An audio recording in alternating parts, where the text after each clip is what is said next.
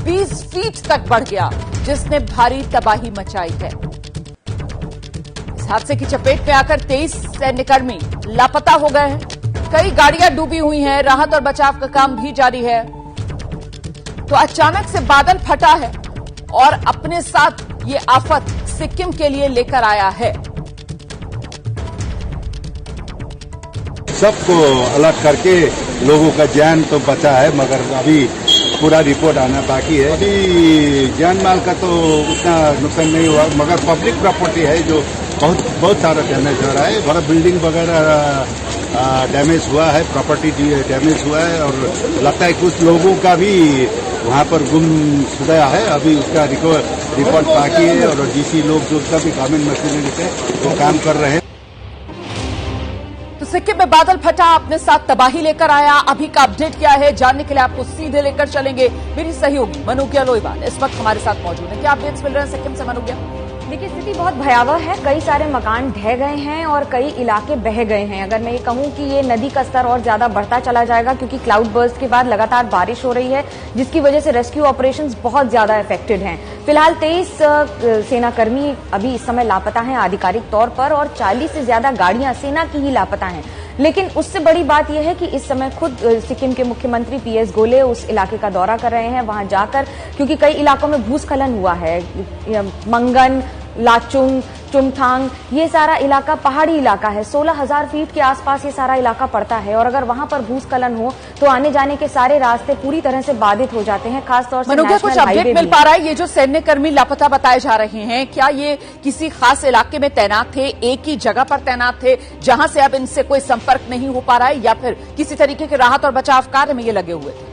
देखिए, सिक्किम में क्योंकि ये अंतर्राष्ट्रीय बॉर्डर है, वहां पर कई ऐसे इलाके हैं जहां पर लगातार आर्मी के अलग अलग कैंप्स रहते हैं, अलग अलग कॉलम्स रहते हैं, और उन्हीं के तहत ये या तो पार्किंग में रहती हैं गाड़ियां, या फिर उनके खुद के कैंप्स होते हैं, जिसके बाद ये गाड़ियां भी बह गई।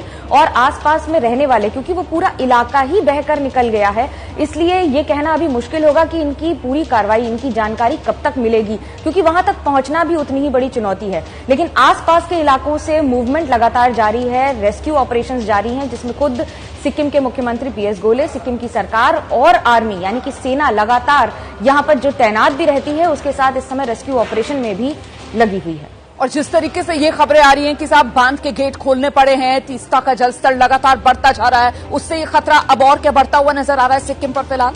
बिल्कुल सही कहा आपने रोमाना, ये सिक्किम पर खतरा और ज्यादा बढ़ेगा, क्योंकि बारिश बढ़ेगी। क्लाउड बर्स्ट का मतलब ये नहीं होता है कि एक ही बादल फट गया, इसका मतलब ये होता है कि वो जिस गति से पानी लेकर आएगा वो आसपास पूरी तबाही मचा देगा। और जब भूस्खलन होगा या फिर आसपास के इलाकों में तोड़फोड़ होगी, तो जो लोग होंगे वो तो बह जाते हैं वहां से।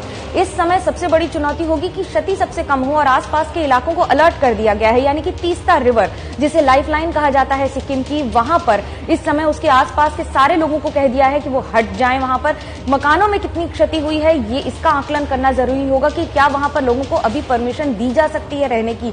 लेकिन सबसे बड़ा इस समय काम वो ये कि लोग कम से कम सुरक्षित स्थानों तक पहुंचाए जाएं, भले ही उसके लिए कितनी ही मेहनत करनी पड़े। और जो बारिश की तस्वीरें आप देख रही हैं, ये सबसे बड़ी चुनौती होगी, क्योंकि लगातार हो रही बारिश से जो ऊपर पहाड़ पर चढ़ेगा उसके लिए उतना ही मुश्किल होगा और उतना ही गतिशील हो जाएगा कि वो व्यक्ति फिसल कर नीचे आ जाए। हालांकि आर्मी इसमें ट्रेन रहती है और रेस्क्यू ऑपरेशंस की वहां पर कम से कम चैंपियन रही है। मौसम विभाग की तरफ से सिक्किम को लेकर क्या जानकारी साझा की जा रही है मनोज्ञा लोईवाल? आने वाले समय में मौसम का मिजाज कैसा रहने वाला है? क्या मौसम और मुश्किल बढ़ाने वाला है सिक्किम की? मनोज्ञा, मैं मनोज्ञा का रुख करूंगी, लेकिन इस बीच ये तस्वीरें भी हम आपको दिखा रहे हैं। ये सिक्किम से सीधी तस्वीरें जो कुछ देर पहले आ रही थी, वही मैं आपको दिखा रही थी। देखिए किस तरीके से यहाँ पर हालात भयावह बनते हुए। इतना ज्यादा क्षति हुआ है, हम एस्टिमेट भी नहीं कर सकते, इतना ज्यादा क्षति हुआ है। तो मैं सबको बोलता हूँ, I will request all the institution to support Sikkim as it is. Special government को आप क्या कॉरेस्पॉन्डेंस करेंगे? मैंने सुबह ही कॉरेस्पॉन्डेंस किया है, अभी जाके भी कॉरेस्पॉन्डेंस करूँगा सेंट्रल गवर्नमेंट को। सेंट्रल गवर्नमेंट को जितना हो सके मदद। और राज्य सरकार को आपको क्या अपील? राज्य सरकार तो कर रहा है, अभी राज्य सरकार को भी विनती करेंगे हम। राज्य सरकार को नहीं, हम सबको मिलकर करना है ये। सिक्किमका प्रब्लम है सबको मिलके करना है र सबैजनालाई म यो पनि बिन्ती गर्न चाहन्छु यो आज हाम्रो अगाडि ठुलो दुःख घडी आइपरेको छ है हामी सबै सिक्किमे मिलेर यो दुःख घडी यो अहिले जुन टिक्चुमा हुनुहुन्छ रम्फूमा हुनुहुन्छ जति पनि ढोलाको बगरमा मान्छेहरूले आज एफेक्टेड मान्छेहरू एकदमै बेसी हुनुहुन्छ र म सबैलाई बिन्ती गर्छु सबै मिलेरै यो उहाँहरूलाई यो दुःखबाट निकाल्नु भनेर बिन्ती गर्छु।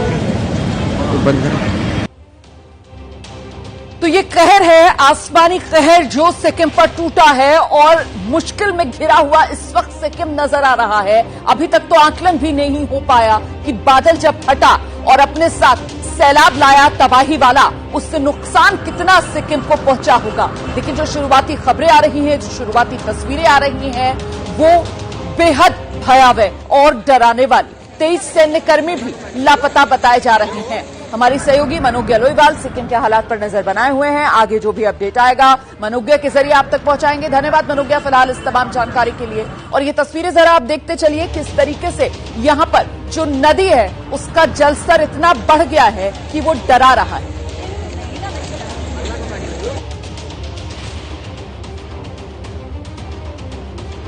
अगली बड़ी खबर का रुख करते हैं। दिल्ली से आ रही है ये खबर। दिल्ली में कथित शराब घोटाले मामले में ईडी की टीम